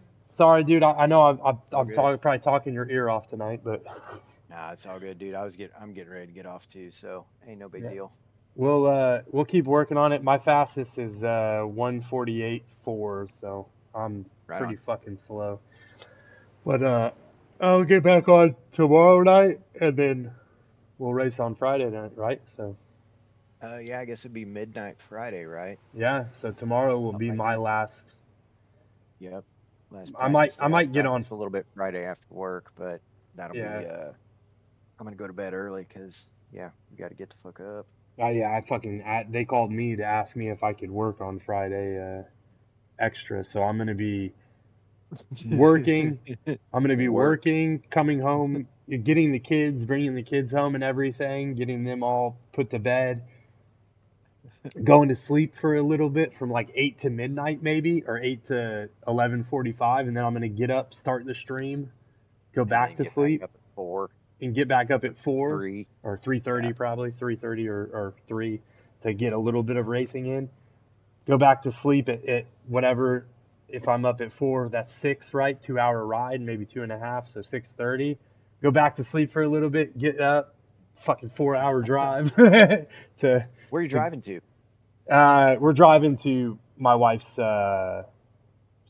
cousin's house. She's having a birthday party, so Right on. I'll be Up in Canada? yeah, up here in Canada. Okay. Yeah. We're not. I mean, I've told my family, so it's really an open thing. I'm not coming back home this year because of all the shit that's going on in the U.S. So I have this worry that because I'm an American who lives up here and I'm bringing my family who all have Canadian passports, and I'm not just saying going into the U.S. either. I'm saying also coming back into Canada, that we're gonna get major shit. I already get shit anyways. They stop me and pull me out of the car and like search my car and stuff. So anytime I travel, I'm on a list.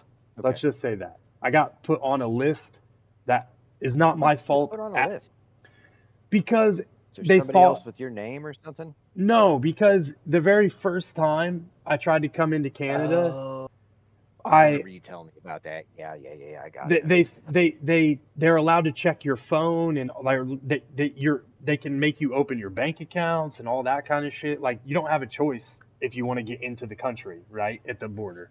So it's not the U.S. that's harassing you. It's Canada that's harassing you right now when you leave the country. Yes. Like, but if you were to re-enter Canada, you wouldn't necessarily be getting harassed by the U.S. It would be being harassed by Canada. It would be being harassed, and I won't say it's necessarily being harassed. It's not always being harassed. It's what it is. But you don't want to get out of the car. You don't want to have them go through your shit. Exactly. So, and when I fly, it's the same thing. When I come back into Canada, I have to take an extra trip to go talk to a border patrol after I've showed them my passport and everything. And I asked them how I can get my name off of this list, or will I ever? Why am I on this list in the first place? And finally I got someone that told me, and it was because the first time I tried to come in, the lady checked my phone and my bank account and everything, and she said, "Oh, you only have $500 in your bank account." I'm like, "Yeah, but I have a credit card." And she was like, and I drove a pretty shitty car, right? That was like literally falling apart. I did my own work on it and everything, but literally she was like, "Oh, I'm sorry, you don't have enough money to come in here," because I was trying to stay for 2 months, but I was going to stay with my now wife at her place for free, right? She was like, "I'll cover living and food. You come visit me. You can come and do just visit Montreal." And technically I was doing small work for cash, but like they didn't need to know that and stuff, right? But they basically just said, "We think that you are trying to flee the United States because that was around the same time Trump was getting ready to be elected the first time, right?" So they turned me away. I drove back home to Indiana, which was like 3 hours away from the border in Detroit. Then I took a 3 or 4 hour nap, and I got back in my car and I drove to New York, where they were like, "Oh yeah, welcome," and they just let me right in. Like literally the same day. The same fucking day. And And I think I was lucky because I think I got there before the information had fully been dispersed. Right. I so, gotcha. I so, gotcha. So, yeah. but ever since then, I have a black X on my face On your anytime name. I I gotcha. travel, and they pull me I aside gotcha. and they check my shit for drugs and all of that. And it You happens know, that every makes, time. to me, that just makes no sense. Like, how are you gonna like you've obviously you've been in the country for quite some time. You've had a job, you've naturalized, you've paid your taxes, you're an actual citizen, a resident, a property owner. Um, all of these things that are just you're a normal Canadian, you Yeah, know, pretty much. and you allow people to come in, you do no background checks on them, who very well could be criminals, who could be the fucking most horrible people in the world, and you don't harass those people in the same manner.